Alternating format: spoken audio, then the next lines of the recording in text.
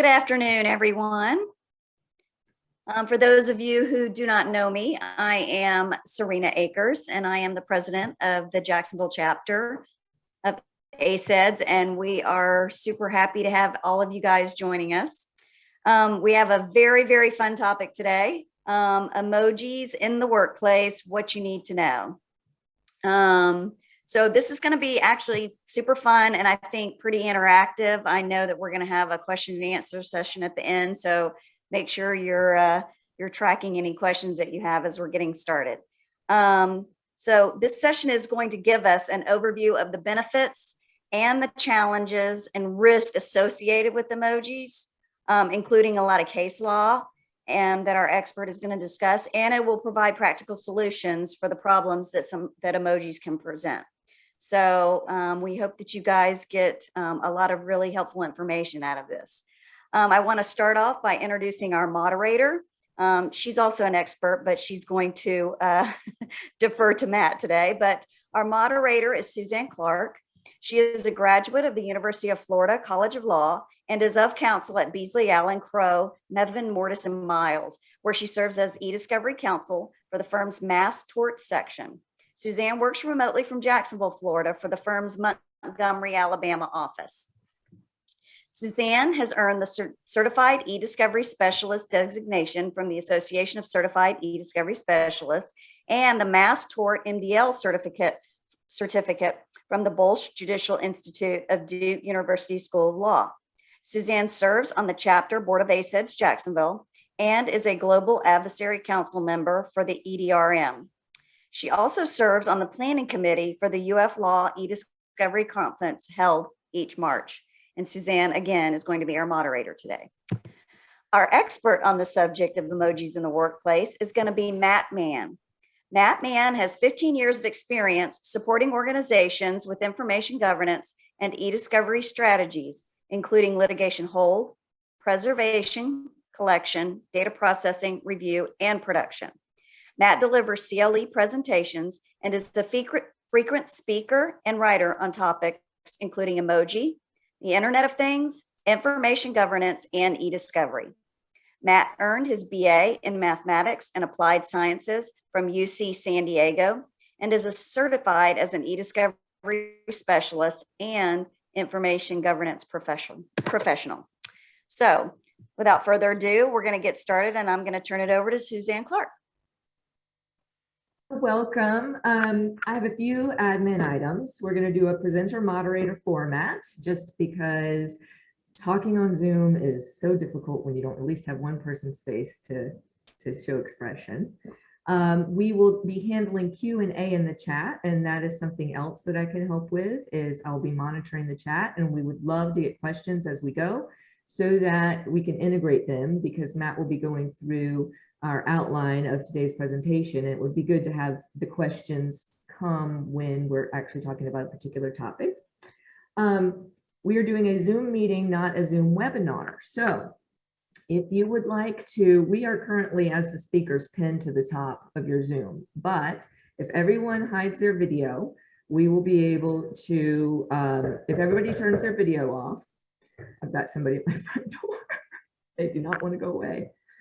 Then what we'll do is, if you go to the caret by stop video and you go to video settings and you scroll down to hide non-video participants, then even within a Zoom meeting, the only people you will be seeing are the people who are speaking with their video on. And then finally, for those of you in Florida, we are doing self-reporting for CLE. So I am going to be pasting the self-reporting into the link. If you're a Florida, you'll be able to self-report, click the link, download the PDF form, and make sure to just print the registration page with our bios and what our presentation is. And if you need the slide deck, we can get that to you as well.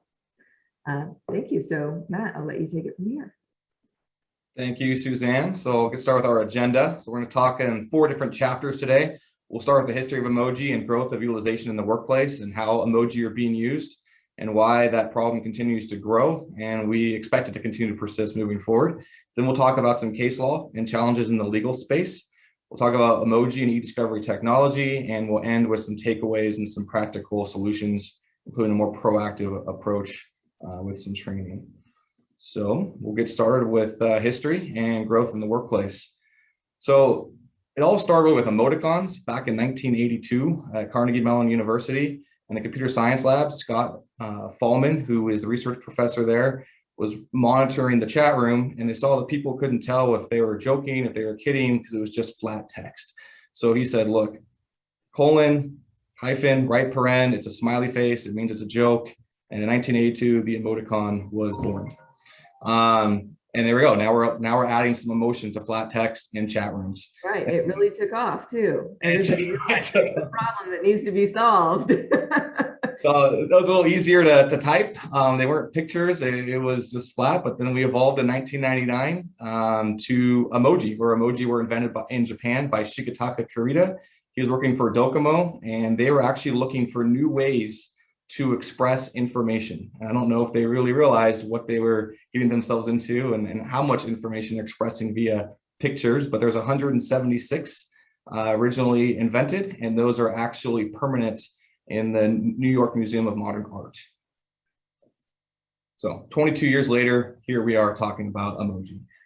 So here's some favorite emojis. I think it's interesting to note that they're different by region as also by country and culture. So when you're using emoji, it's important to note what it might mean to you and your friends and in your region, but also different countries, some emoji may be offensive.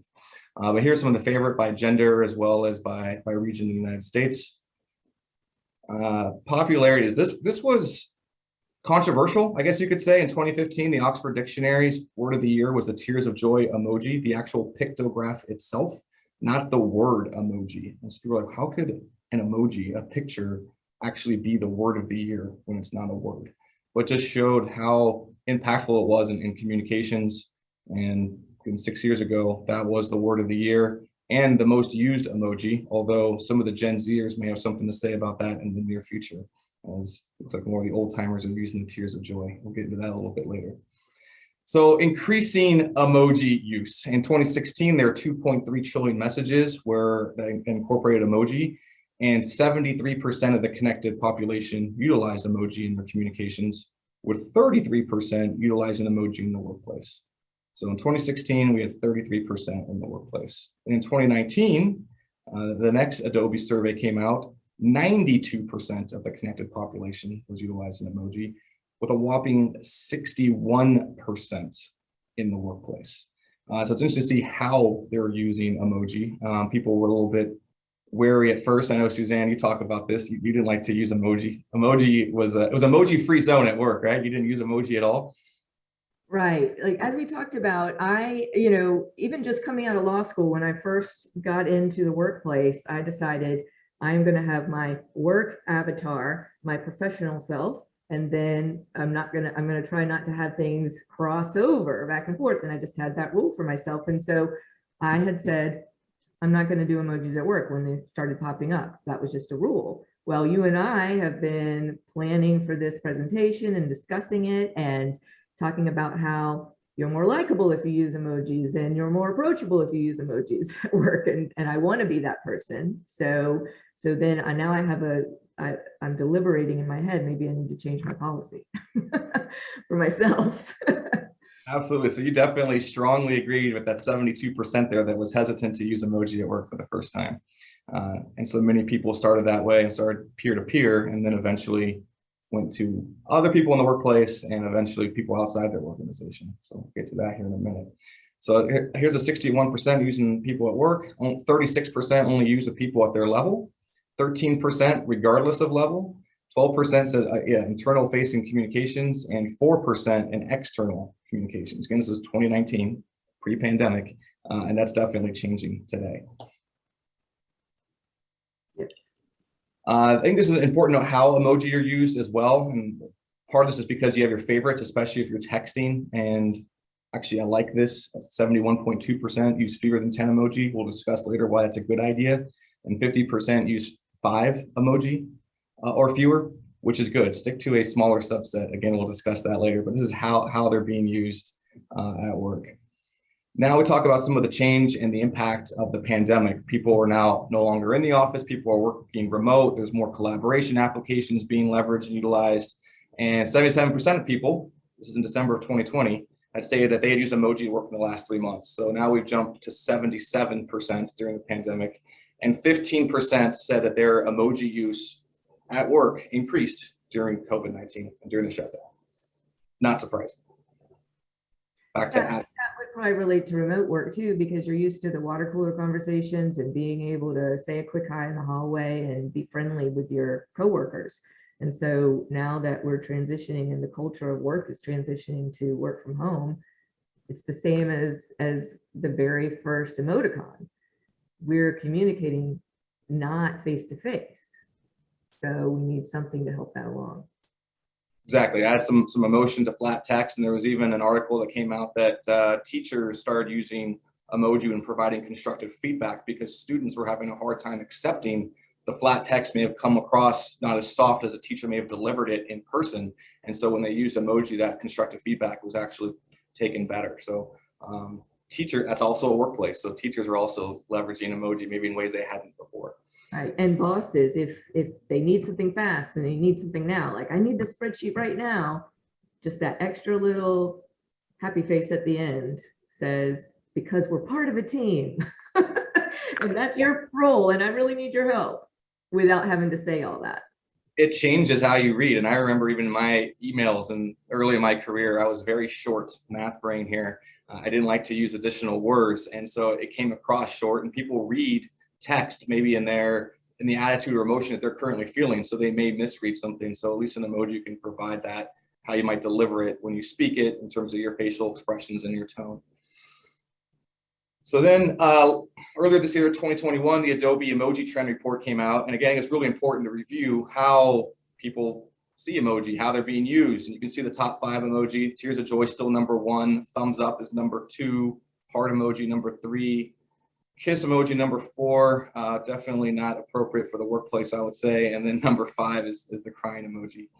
So this is what Suzanne, you related to earlier, 67% of the people that use emoji think that people who use emoji are friendlier, funnier, and cooler than those who don't. So that may be important. And then half of the global emoji users stated that their emoji use in communications positively impacted their mental health. And we understand the challenges associated during the pandemic as well and being remote and not seeing people. So very important. So I think emoji continued to take off during the pandemic. It was already on the rise, but it definitely helped. And I know, not to interrupt, but what we talked about in our prep session was the idea of it's not just a yes or a no. It's be educated, be aware, and have thoughtful use of emojis. And I think it's a fear thing to say, I'm just not going to use emojis at all because I don't know what the impact's going to be. And that's how it is when you're running a company and you're creating policies and things like that, right? You need to think through, if we are going to utilize this technology, what do we need to have in place? And I know you're going to talk about that more later too. Yeah, definitely. I mean, that will be a takeaway. So I'm like, oh, I'm never going to use emoji at work. I'm a proponent of it, but in a governed way. And we'll definitely get into more details there. So 51% of global emoji users stated they're more comfortable expressing emojis, or excuse me, emotions through emoji than actually in-person conversations. That's a little bit worrisome. And I think everyone being isolated caused that. But again, this is what's coming up and coming into the workforce. So it's important to know with Gen Zers and additional people coming through how they're going to feel. And 55% more comfortable expressing emotions via the phone, via emoji versus via the phone. 63%, this is a scary statistic here, of Gen Zers agree they use emoji differently than their intended meaning. And this is a big takeaway. So again, 63% of Gen Zers use emoji differently than their intended meaning. So why is that important? When you're reviewing documents, when you see who wrote it, when did they write it, what was potentially meant by that emoji, you may not know and may need to do some research through what's going on in pop culture during that time. We'll have a couple examples of that. And, you know, Matt, isn't it almost like it's a different language? And if you're, you know, how fluent are you at this language, right? So if you have a second language and you're speaking in it, you have to be aware that you may be saying things textbook the way you learned that are interpreted differently by people who speak that language in different countries. And the same thing goes with emoji. Okay, if I can say, donde está el baño, and get around a little bit if I'm in Costa Rica, I'm not going to be able to have in-depth, thoughtful conversations in Spanish, but maybe I can get around. And it's just like that idea of a little bit of knowledge can almost, I'm dangerous with, I know enough to be dangerous kind of thing. So using emojis, it's important to know what they mean and to stay on top of that. Exactly. And like you said, different generations use them differently. It's not different to any other communication. You look at words. I remember when I was young, we used the word sick to say something was awesome. That's sick. You don't hear people saying that now. And if you like, what? If you'd use a search term for sick, you wouldn't understand how someone referenced something. So the same thing goes with emoji. Words are used different, emoji are used different. And it's just important to know that, especially doing a review and understanding some of the generational differences as well as geographical differences on how it's used. This is what you mentioned earlier as well. 66% of global emoji users like when people use emoji at work. So you want to get more done, you want to be more productive, you want to be a team player. Maybe a proper utilization of emoji may help you accomplish that. 71% global emoji users feel that using emoji at work positively impacts likability and 62% credibility.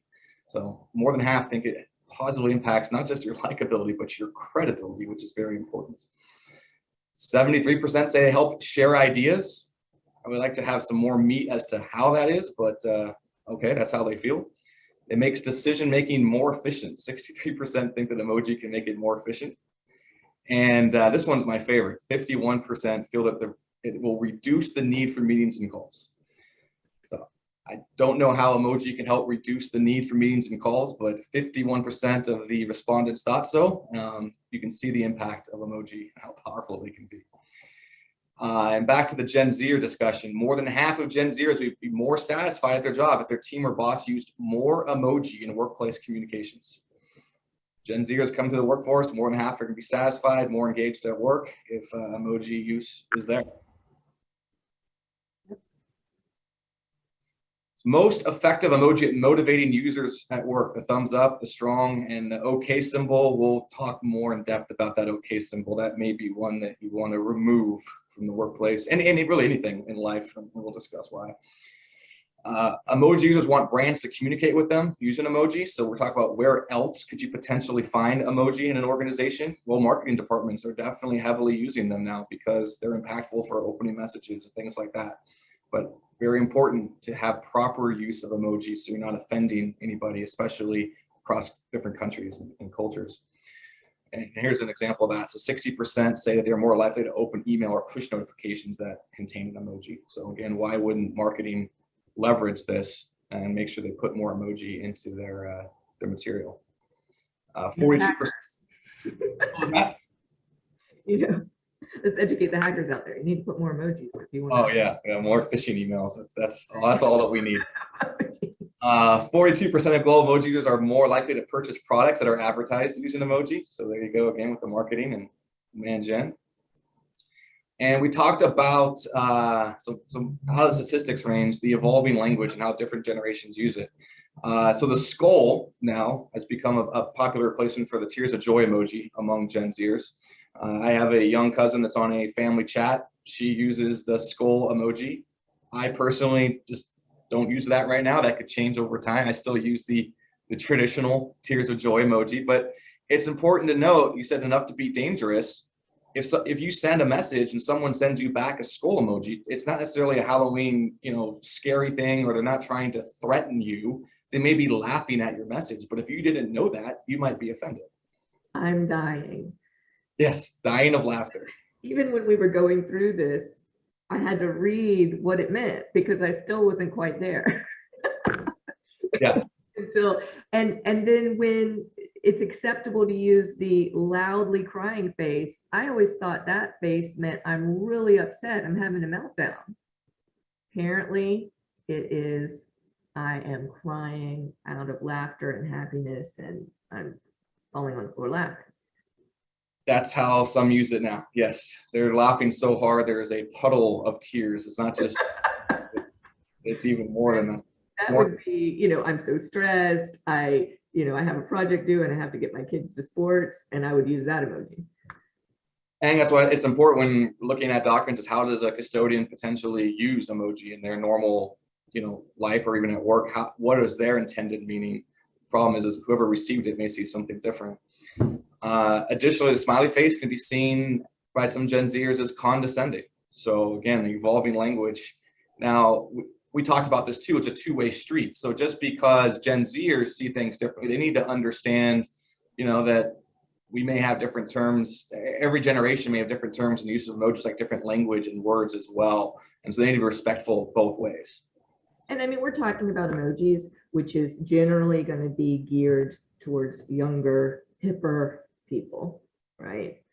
But like you said, it does, there's a two-way street here, and there can be a lot of misunderstanding that negatively impacts the younger generation by not being willing to be formal in their writing, and always being too informal, and knowing, okay, what medium am I in, and what am I going to do there? For example, I volunteer on the sports board. We had an incident. We needed a witness statement. And the witness statement we got in email was all these abbreviations, no punctuation. It was from a teenager. And I went to my son and I said, I certainly hope you know how to write a paragraph, Yes. When it's a professional situation. And you don't need a witness statement in emoji either. So it'd be good to have actually written words. So collaboration applications, that adoption was already happening. We'll discuss that in a minute, pre-pandemic, but the pandemic definitely accelerated the adoption just out of necessity to do business. And you can see just from this graph from Microsoft Teams, how much it grew. I mean, from 75 million to 4.1 billion. I mean, it's insane how many minutes were on Teams once the pandemic hit. And again, that's another place where you're going to find a lot of emoji. You can use even more now. I'm sure maybe you all that use Teams saw that initially you had a very small set of emoji to use, and that has recently expanded. I'm sure some people are overjoyed. Some, like myself, might be a little freaked out. I liked the small subset. You govern it better. There's more control there and less ways to be too creative with emoji, and now you have 800 plus to use. So then you have to think about what you're saying and learn this other language. It was nice. Only had a few. And why? And someone might that's not educated about emoji may just pick a random emoji just to be funny, or they liked the picture or the way it looked, but not understand potentially what the meaning was that they just sent somebody and potentially could have offended them. Another way, this is a positive way that emoji are being used in the workplace, is through Slack and the React channel. So with the React channel, you can actually take a custom emoji and create a workflow. Now, what I like about this is this has a definitional standard to it. So, for example, one way that Slack, this is what it looks like, but one way that Slack actually uses it is if there is something that is a great idea, maybe it needs to be patented, they have a light bulb, custom light bulb emoji that they use, and then that automatically sends that message to their outside patent counsel and their legal in-house patent counsel to potentially expedite that patent filing. So it's just different ways to, hey, this is what this emoji means. When we attach this emoji to the communication, it's going to send it to this workflow. So again, there's definitional standards of good governance around it. Everyone knows what the emoji means, how it's being used, and it's a positive way to provide some workflows within Slack. So that's like similar to in the old days, maybe you had some stamps, right? And you would stamp the paper with approved or, way you're going to channel things. Yes. And now that's being used, and it's these custom emojis that each company can use it differently, or is it understood in Slack? They can create their own workflows with their own custom emoji. But I think Starbucks has some where that's great customer service or great teamwork. But again, I think it's a positive way of using them because it's trained. Hey, here are the emoji that we use to celebrate X, Y, and Z. And so everyone knows and uses the same emoji for the same reason and know what it means. But if there's litigation, how are the lawyers going to know what it means? How is the judge going to know, and the other witnesses?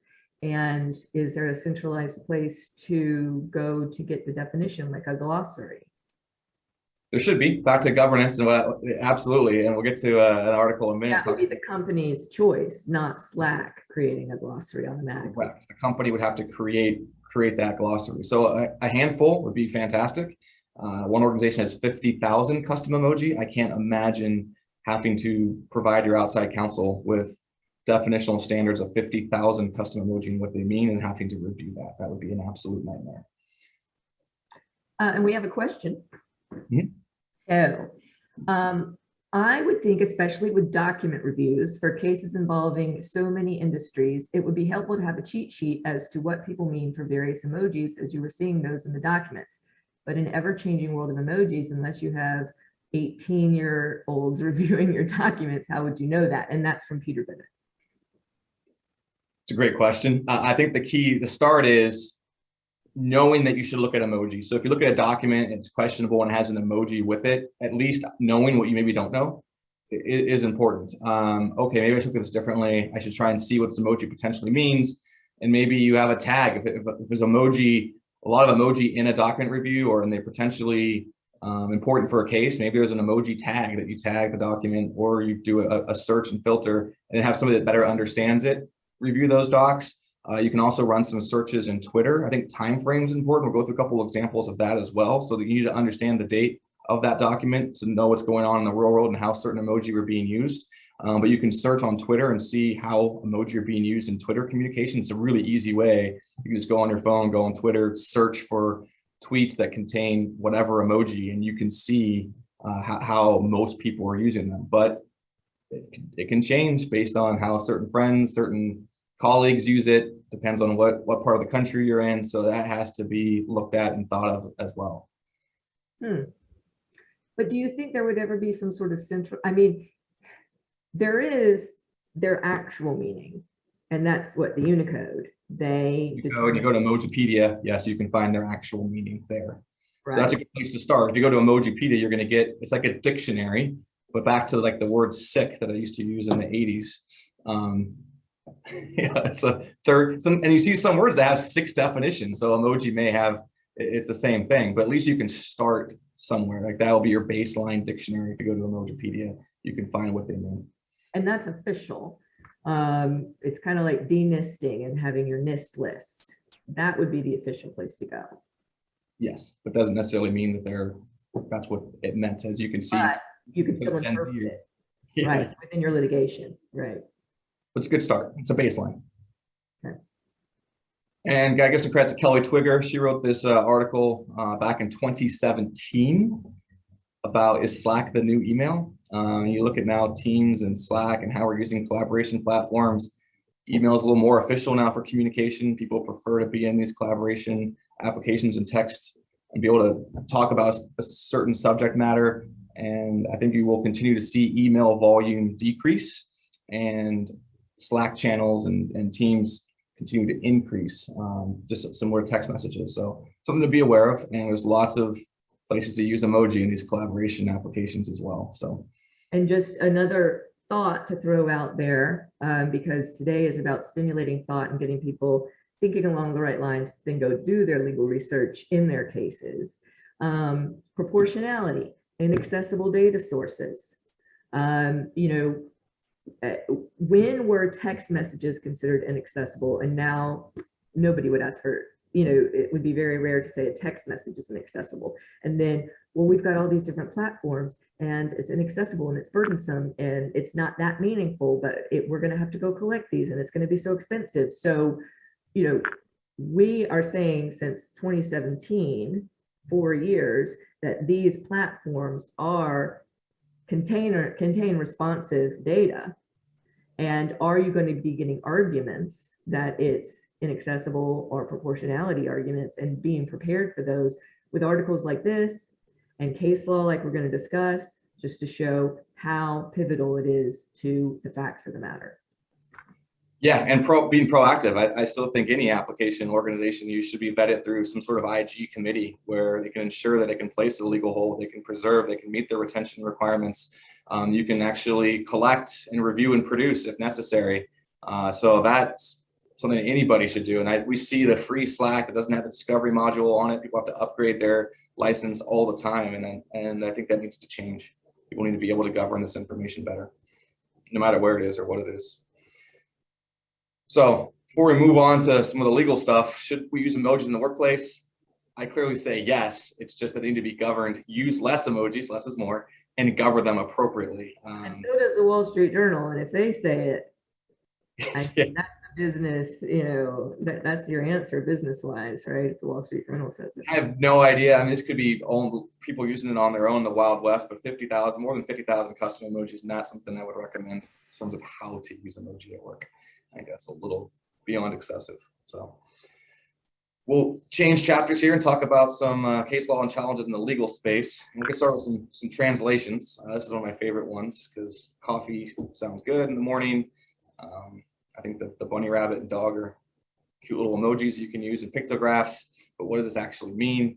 It means hair of the dog. So if somebody writes this message, they could be talking about going to the Star Bar, not to Starbucks, or getting an Irish coffee, but definitely alcohol related, not so innocent.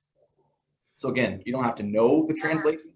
You don't have to speak emoji, but just knowing, why is there 2 emoji there with the coffee? That seems odd. Maybe just know what you don't know and flag it. It may mean something. May mean something. This one's a little more obvious. And again, the importance of actually being able to collect. So it's just an example, but seriously, James Koloff, again today, what's the big deal? Why does that surprise you? Handicap emoji, handicap emoji, handicap emoji. So really putting extra exclamation marks on it. And imagine if you collected this without the emoji. Doesn't look as offensive. You're the one representing James. Yeah, and imagine if that's what you collected. You're like, I don't understand what the issue is. You go to a depot and this is what's produced. That is definitely not what you want to have happen. It's bad enough if, well, it's awful if you go to a depot and the other side has something you should have had. And especially if it came from you, your client. But if you had it, you thought you had it under control, and it was your collection method that caused you to be unprepared for depot. That is a nightmare. Yeah. Absolute nightmare. So it's important to ask. We'll get to that too in interviews if emojis are used and ensure they're collected. Here's a text message. Again, we'll talk about times to use emoji and professionalism. Todd's leave is up tomorrow. I don't think he's going to be able to return right now. What should we do?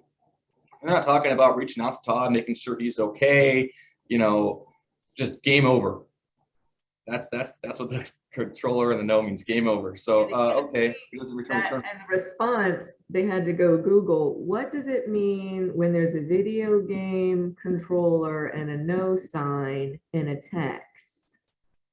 I mean, it's not like you can just go get your vocabulary word that you don't know and Google it. You have to, I mean, how do you figure out what that even means? You just seem to know what game over means. You had to tell me what that meant. Well, yeah, just reading this article would help, but that's how I knew. But I also know to look up some of these things now. It's a good example though, of again, lack of professionalism. What FMLA rights were violated here. Just not a great way to do business as an organization. To tell somebody to fire somebody. And number 3, Mary came into my office today. Apparently, John is making suggestive comments about something she was wearing yesterday. Can you please look into this? I'll be out on vacation until next week. Are you kidding me? She complains about everything. Yeah, I'll look into it.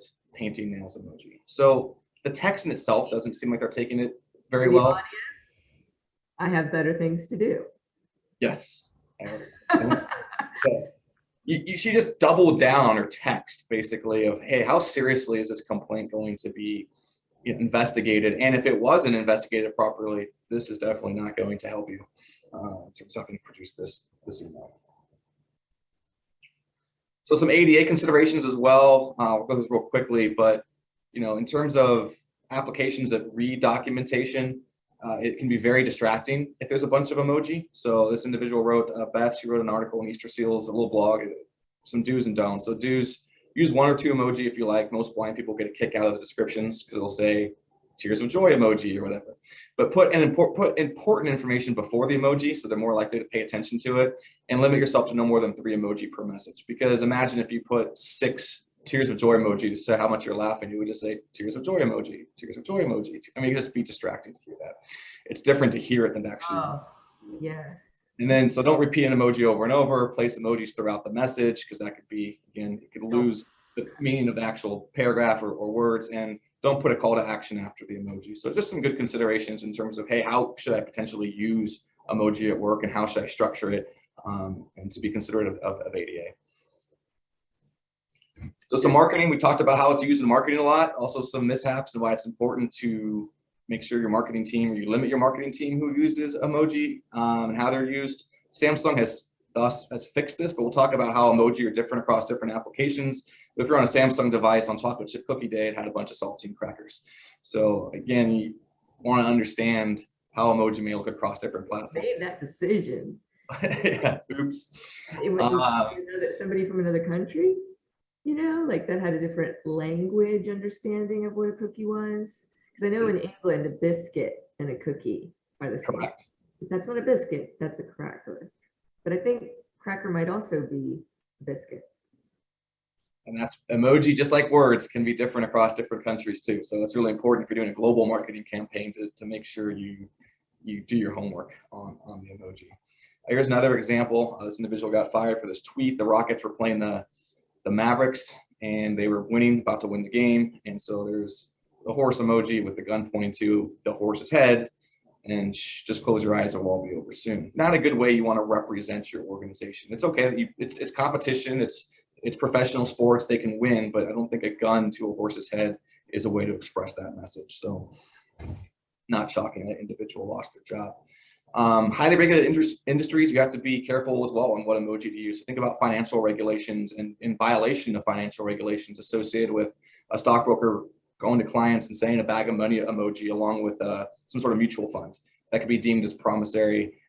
So you got to be careful on how some of these are used, some of the Bloomberg chats, etc. And I did, sorry to interrupt, but I think it's this idea of making snap decisions with your words and your expressions, which actually could say a lot about what you're actually thinking at the time, right? And could be helpful in litigation later when things have cooled off and changed. But, oh, that would be funny. I'm a marketing guy. I think that's funny. And you put the gun in there and then you lose your job. So communications on social media are high stakes. And so thinking through, and I think when we're writing emails, we're more likely to think through it. It's more like a business letter of the past. I'll try to go back through my email, read over it, see if I've repeated myself, actually try to condense it down as a courtesy to the other side, not to be overwriting. And when you're just throwing emojis in, you're doing it without thought, I think is typical.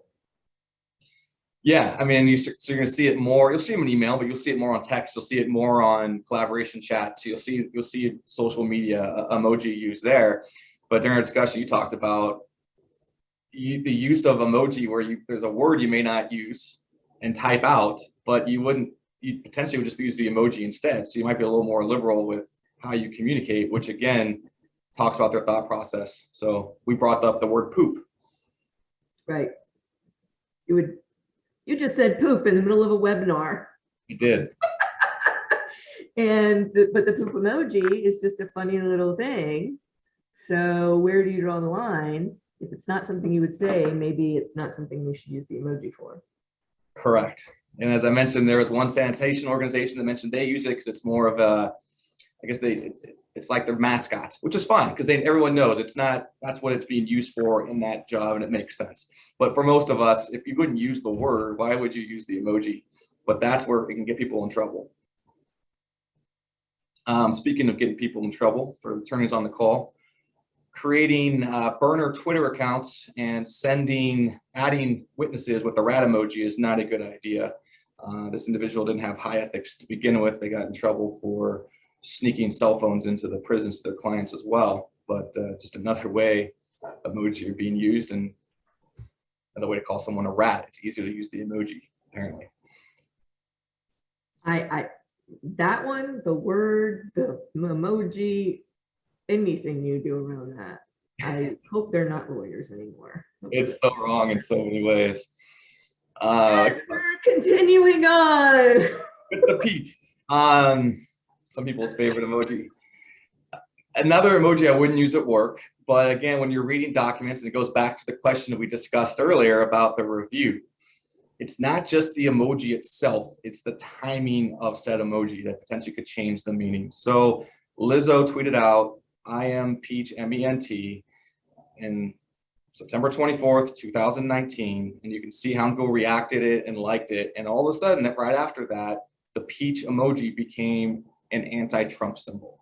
So not only could it be used as a fruit and a body part for harassment, it could also be a political statement. So depending on how it was used and at what time, you gotta look at the text associated with it, the timing, everything to know what the person was actually meaning. And this is a great example of that, but I read the article that you linked and she actually meant it as a double entendre. Yes. She meant it as a moon, you know, and as impeachment. And then it became associated there. But, you know, she meant it for more. She said, no, I didn't just want to create the word impeachment with a peach in the middle. She was making her own statement at the same time. Yes. Right. So very interesting. We talked about the OK symbol and being the third most motivating at work and why I cringe at that a little bit. It is also now added to the hate symbols list. So depending on who receives this and how they view it, it can also be viewed as a white pride.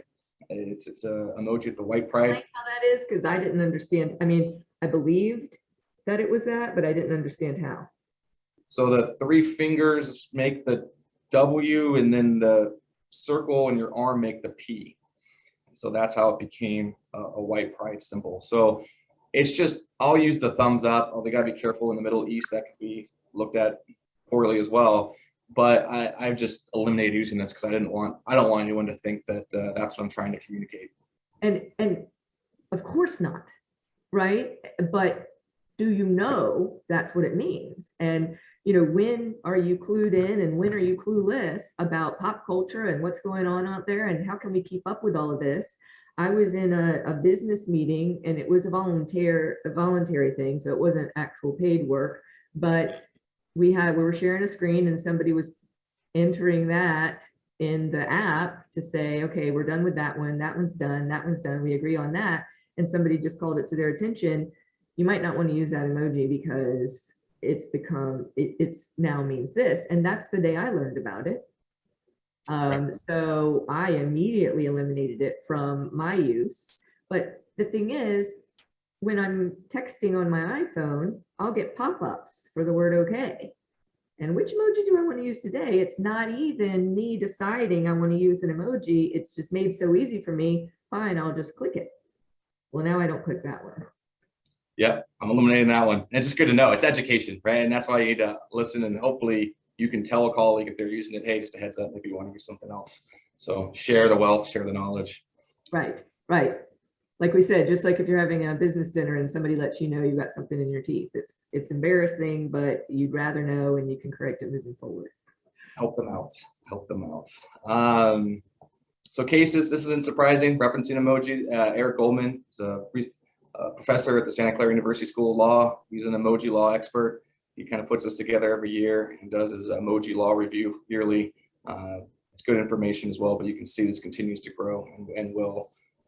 This is an interesting one. It's from Israel, but court saying emoji can signal your intent.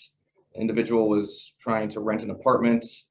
During a text string, they came to an agreement. This was a text string that came out that causes great reliance on the actual text string. You can obviously see, you be the jury yourself, which could potentially happen. What does this actually mean? It doesn't have an actual meaning, but you could see it's pretty positive. I'm not sure what the chipmunk's doing in there, but Eric Goldman, he actually wrote about this. Celebration. And it could be the fact that you have your favorites. So if you're doing text messages, your favorite emojis show up in one little box there. They're most used. So it could have just been all positive ones and the chipmunk got in the mix, but definitely looks celebratory and positive. There is it's easier to slip up and send the wrong emoji than to type the wrong word, except for with autocorrect. So that's very easy. So some could just get slipped in there. One from Ireland, this goes back to professionalism again, the wage subsidy scheme during the pandemic. Join your manufacturing company shut down. They want to determine what employees wanted to participate in a government wage subsidy scheme. They created a WhatsApp team message, and they said to reply with a thumbs up or a thumbs down. An apprentice said, hey, that money isn't going to help me. I need to make my own money. And he went back. He tried to get his job back when the company reopened. They said, hey, you didn't comply. And so the workplace. That important. What if somebody just didn't get around to downloading the app? You know, I mean, what if they just weren't adopting the technology?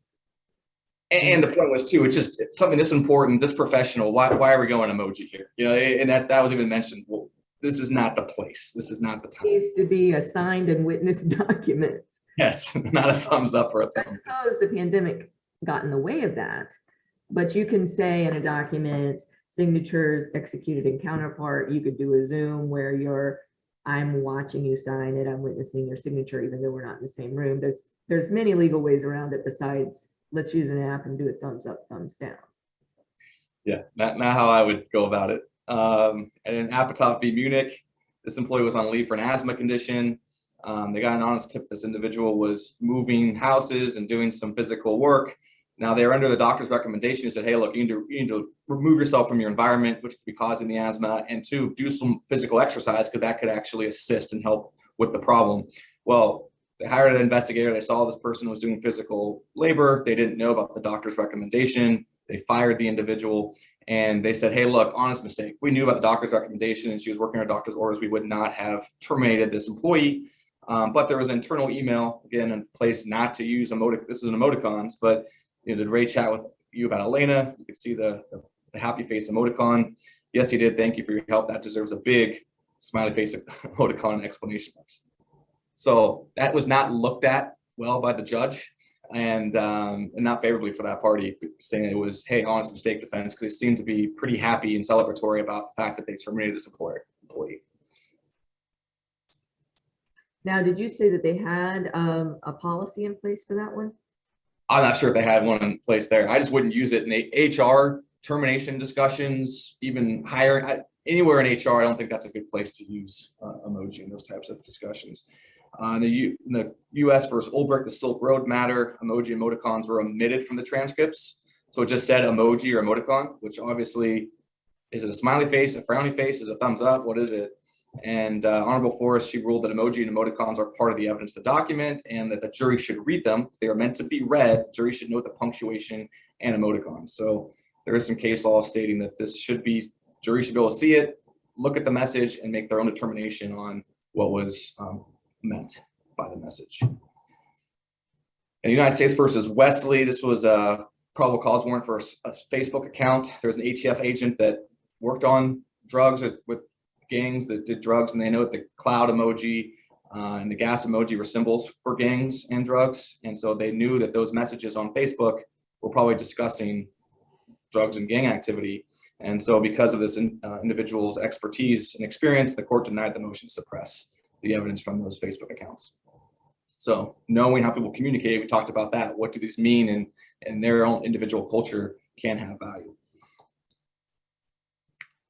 And this is an interesting one, a new one that just came out in August. So plaintiff claimed that her supervisor sexually harassed and retaliated against her. She claimed that the messages were on the iPhone 5 and that screenshots could not be provided because the phone was cracked and had ink bleed. That was an interesting comment in itself. And so they took a photo of the text with the new phone. Now, you can see the photo there to the right. If the message had, or the iPhone 5 had a cracked screen and ink bleed, you would think you would see it on the photo of the message, but that's, I guess, red flag number one. So then the court say the version, well, basically the investigator did a great job finding out that, hey, the version of the heart eyes emoji, the picture produced, was from iOS 13 or later. So you can see on the right-hand side here, the heart-eyed emoji, the heart eyes get bigger and bigger as a different version of the operating system. And it's pretty obvious that you go from 6 to 14. It's hard as you get in the middle to see some of the changes, but it's very obvious that it gets larger. The iPhone 5 is incredible. Yeah, this is fantastic work. Absolutely. Let's take a moment. That somebody actually said they were observant enough to note that's not the right heart eye emoji for that operating system this has been tampered with, this is not real evidence. Correct.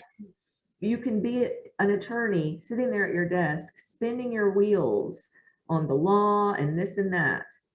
But the facts of this evidence were that it was fabricated. And it's just something to be on the lookout for and be aware of and check. Yeah, I mean, different versions of emoji at different times. We'll go over some of that shortly here. And then iPhone 5 is only able to support operating iOS 10. So it was more conclusive evidence that the evidence had been fabricated. Clearly, the woman fabricating it didn't notice the difference. Just had no idea, right? Just didn't think anyone would know. You don't know what you don't know. So some lessons learned. Eric Goldman, again, wrote a blog about this. I think is really good. Lesson number 1, emoji depictions and location should always come in pairs. What the sender actually saw, which we'll talk about shortly, and what the recipient actually saw. Never assume they are the same. Lesson 2, you need to see the emojis as the sender and the recipient saw them in, not as they appear on current devices. They can change across operating systems. So that's in a document production. Watch out for processing the evidence using current technology, because often discovery takes place years after the evidence was initially generated and things could have changed in the interim. So big changes in certain emoji, the emoji may update due to the new operating system, and that could be problematic. So something to notice, to note, especially like they said, this might be 2 or 3 years later when you're processing this evidence. Lesson 3, if you can't replicate the evidence in its native format, you can do what this defense team did, get declarations from litigation opponent about the purported hardware operating system versions where the evidence was generated, and then use variations in emoji versions like carbon dating to double check the timeline. Very important. What type of device, what application was this emoji generated in, and when? And then bonus, keep your cool if your litigation opponent produces smoking gun evidence until you verify its credibility, which is what this party obviously did. As you can imagine, the judge had some pretty harsh words for the plaintiff's lawyer, and sanctions potentially forthcoming. So we have 8 more minutes, and let's dig into this a little bit because I think it's really practical takeaways. Explain to us what's going to happen on a doc review with collection, review platform, and differing review platforms from plaintiff to defense, presentation, and what that can mean while we still have time. I'll skip to that. I'll go there now. So that's pretty important too, that actually in an indictment, they used emojis. Yeah, both the explanation of them in written text as well as the emoji itself, which was pretty cool. That just came out this week. I'll skip through that. But yeah, so here we'll start the discussion here. This is a good example. So we talk about do the emoji provide clarity and emotion to flat text or the confusion? And the gun one's a good one because some of these recently updated. Samsung still had a real pistol up until recently. So if you sent, if you're on an Apple device, an iOS device, and if Suzanne has an LG device, for example, and I send her the squirt gun because we're talking about going to the beach or something, she'll get the real gun, the real pistol. I might find it instead of a playful message, a threatening one. So again, what did the sender send and what did the recipient receive? They could be very different. That just kind of shows how emoji look in a review platform. I'll get to some of the changes here in a minute, but you can definitely review emoji in review platforms. So I think that's important to note. But as you mentioned, what the sender sends, what the recipient receives, what you review, and then what is produced could all be very different. So for example, relativity is one example. If you're rendering HTML5 and doing the review, it depends on the browser that you're using and potentially the operating system. Relativity states it's just the browser. We found that with an iOS device, potentially we found using an iOS Apple with Chrome, you still showed the Apple set of emoji and not the Google set as relativity mentions here, but still know it could be browser specific on what you're seeing in terms of the emoji during your review. When you actually go to produce that document, it's going to produce the Google set of the emoji. So for example, you could send an Apple, you can receive LG, review, and then you produce. So what was sent, received, reviewed, and produced are 4 different emoji. Now, it's better than having emoji absent, but it's really important to note what operating system, what device it was sent and received on, so you can actually go back to the actual emoji in question and what was seen versus just assuming that it was the produced version. Because a lot of times it won't matter, but there are times that it will. That heart eye emoji was a prime example of that. Right. I mean, look, this one's sly and that one's cute. Yeah, you can see the smile in this one. Yeah, the sent one, you can see it's kind of a smirky. The reviewed one, it looks much happier than the sent one. So Almost bashful. very different and very important to note that. So let's get with some takeaways as well. We discussed again what you potentially would use and what you wouldn't use. The ones on the left might be okay for work. Again, provide some definitional standards. Do some training. The ones on the right, probably not appropriate for work unless you're a sanitation company and the poop emoji is your mascot. Culinary school or something. Yes, be a time. Beware the thumbs up emoji. I still care. I know it's okay, but also could it potentially mean that you accept a contract terms if someone texted you? Be very careful on that one as well at times, depending on how you use it. Yes, yes. Draft an emoji policy. I don't see organizations do this. I don't think. Before everybody leaves. What emoji are off limits? What are we going to use? Let's get a subset and let's provide some definitional standards around them. What forms of communication? Again, HR documentation, termination documentation, probably off limits. Other types of, just talking about a project, maybe it's okay. Who on social media has the right? We saw some bad use of emoji in social media, and make sure you have some definitional standards and govern the use of emojis in the workplace. I think it's very important. Yep, and I think it just like having a litigation hold policy, it's one of those things. If you have it, use it. If you have it, make sure everybody's, actually using it and knows about it and is informed.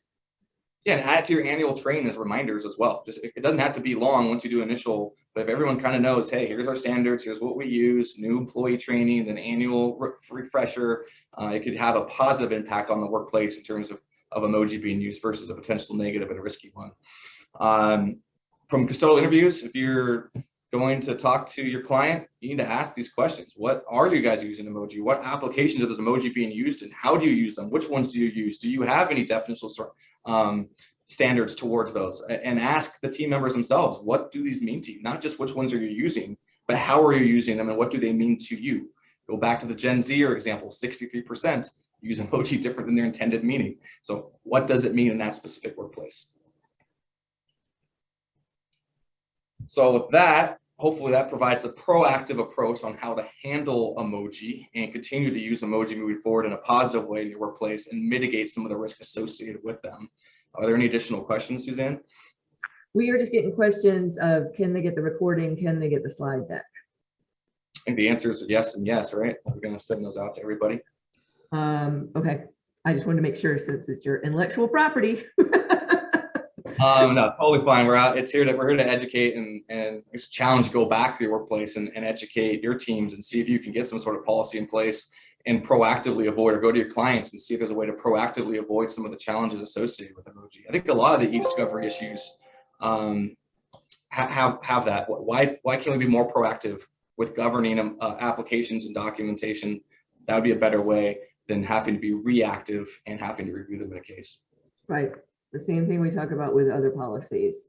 Get something in place, find out what it is, custodian interviews, how are you using these? Do you have a policy? Are people adopting the policy, etc.? We have 2 minutes left. Does anybody have a question? We got through it. We got everyone out on time. They can get back from their lunch break. And if you have any questions, feel free to reach out to Suzanne. You got 2 minutes extra. All right. I thank everybody. And I put my email in the chat. Deja's email's in the chat. And we will work on getting this out to the registrants. Excellent. Thanks everyone for attending. Okay. Thank you. Bye-bye.